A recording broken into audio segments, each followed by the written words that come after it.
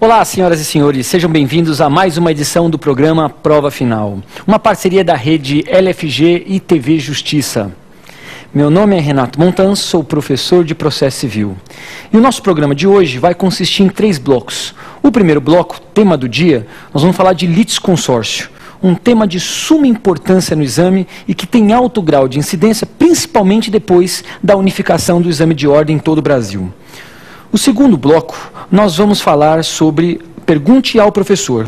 Pergunte ao Professor é um bloco que nós trabalhamos com questões formuladas por alunos de todo o Brasil e aqui eu vou responder para vocês as dúvidas mais correntes sobre esse tema.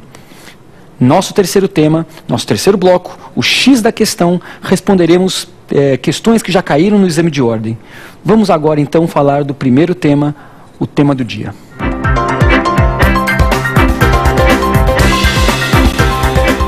Muito bem, meus amigos, estamos de volta e vamos começar com o tema do dia, litisconsórcio.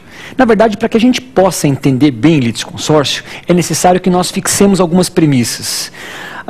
Todos sabem que o processo ele só vai se desenvolver dentro do campo procedimental a partir do momento que nós tenhamos um conflito de interesse. Vamos esquecer por hora as questões de jurisdição voluntária, mas de ordinário, como jurisdição é o poder-dever do Estado em fazer justiça e dirimir os conflitos de interesse, é evidentemente que o Estado só vai autuar sobre a situação no caso concreto quando houver um conflito de interesse, uma pretensão qualificada por uma pretensão resistida.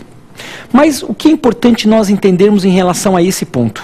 Que as relações de direito material, que vão dar ensejo a um processo, elas geralmente vão atingir a 2 pessoas, ao autor de um lado e ao réu do outro.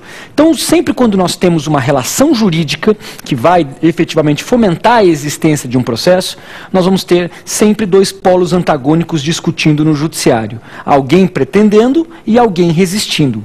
Pensem num acidente de carro, pensem num aluguel impago, pensem numa dívida de alimentos ou pensem mesmo numa verba trabalhista não paga.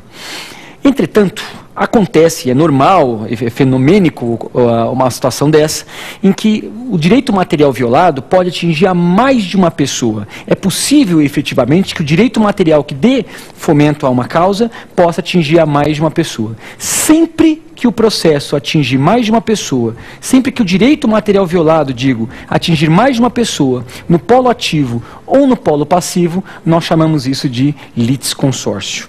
Litisconsórcio quer dizer consórcio de lides. O nome é mal empregado, etimologicamente falando, mas o correto seria consórcio de pessoas. Então, para que vocês entendam bem, a definição de litisconsórcio é pluralidade de autores, réus ou ambos dentro do mesmo processo.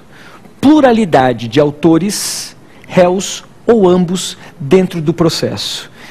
Antes de nós começarmos a trabalhar efetivamente com o procedimento do litisconsórcio, é importante que nós entendamos o porquê que se forma o litisconsórcio. Existe uma razão. O litisconsórcio não é formado à toa. E não são 2 motivos importantes pelo qual se forma o litisconsórcio. O primeiro motivo é a economia processual. Então, na verdade, nós temos que entender que o litisconsórcio, ele potencializa o custo, o corte, na verdade, de gastos dentro de um processo. Basta imaginar, e imaginem por hipótese, que vocês aí tenham direito a um determinado bem jurídico. Ao invés de vocês buscarem o judiciário em conjunto, vocês resolvem buscar o judiciário separadamente. Cada um de vocês busca o judiciário perante um juiz diverso. Cada um de vocês vai ter que recolher custas distintas. Cada um de vocês vai ter que contratar um advogado. E vamos imaginar também, por hipótese, que para que vocês obtenham esse bem jurídico que vocês desejam, vocês precisam de prova técnica, por exemplo, uma perícia. Então, cada um de vocês vai precisar custear os honorários do perito. De modo que, se vocês, buscarem o processo em litisconsórcio, esse custo será dividido pelo número de pessoas que estejam litigando. Então, o primeiro ponto importante, a economia processual é um bom subsídio para a existência do litisconsórcio. Há, contudo, um outro fundamento, que, na minha opinião, é ainda mais importante. A harmonia dos julgados. Não é grupo de pagode. A harmonia dos julgados, na verdade, é evitar decisões conflitantes. Então, o que acontece na prática? Os senhores sabem que, pelo método subsuntivo de apreciar a lei no caso concreto, olhar a lei e aplicar nos fatos, cada juiz pode dar a sua decisão. E é possível, isso é perfeitamente corrente no judiciário, que dois juízes possam pegar a mesma causa, aplicando a mesma lei no caso concreto, no mesmo momento histórico, dar decisões diferentes. É por isso que o litisconsórcio existe, para evitar que duas situações ontologicamente iguais sejam tratadas de forma diferente. Explicando melhor, não seria correto que dois servidores públicos que tenham direito ao mesmo benefício, mas que buscaram no judiciário juízes diferentes, tivessem resultados distintos. Se eles possuem o mesmo direito, evidentemente que eles devem usufruir do mesmo direito. Muito bem, fixada essa primeira premissa, eu queria começar a aula de litisconsórcio trabalhando com um tema que o nome não é muito agradável, mas a definição é simples e tem muita incidência na prova. Chama-se litisconsórcio multitudinário. O que vem a ser litisconsórcio multitudinário? Para que nós entendamos bem litisconsórcio multitudinário, nós temos que estabelecer uma regra.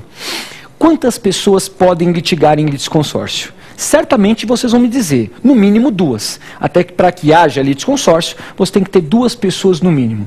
Entretanto, não existe um limite máximo. A lei não estabelece quantas pessoas no máximo podem trabalhar em litisconsórcio, seja no polo ativo, seja no polo passivo. Isso não quer dizer que você possa colocar Deus e todo mundo dentro do processo. Evidentemente, os senhores vão encontrar ali, aqui ou acolá, um ou outro tribunal que, por portarias, tenta fixar um número de pessoas. Mas isso é atividade atípica do judiciário. O judiciário não legisla. Então, por conta disso, existe um pequeno problema. Qual o problema? O litisconsórcio multitudinário, ele decorre de uma situação prática, e eu vou explicar para vocês. Tem uma frase do Rui Barbosa que diz o seguinte: a lei não altera os fatos alteram as leis. E foi uma situação que ocorreu no Brasil que demoveu o legislador a desenvolver essa regra. Quando nós tivemos o Plano Collor, nós tínhamos muitas pessoas buscando o judiciário. Entidades de classe, partidos políticos, ONGs, pessoas, 500, 600. E os juízes começaram a verificar que o número excessivo de litigantes podia causar prejuízo para a condução do processo. Então, o que os juízes começaram a fazer? A fracionar o litisconsórcio. Essa técnica foi institucionalizada no artigo 46, parágrafo único. Então, o que acontece? Quando o juiz verificar que o número excessivo de litigantes causar prejuízo para a defesa ou para a rápida solução do litígio, o juiz tem o poder de desmembrar o litisconsórcio. A lei comete um equívoco, ela fala em limitar.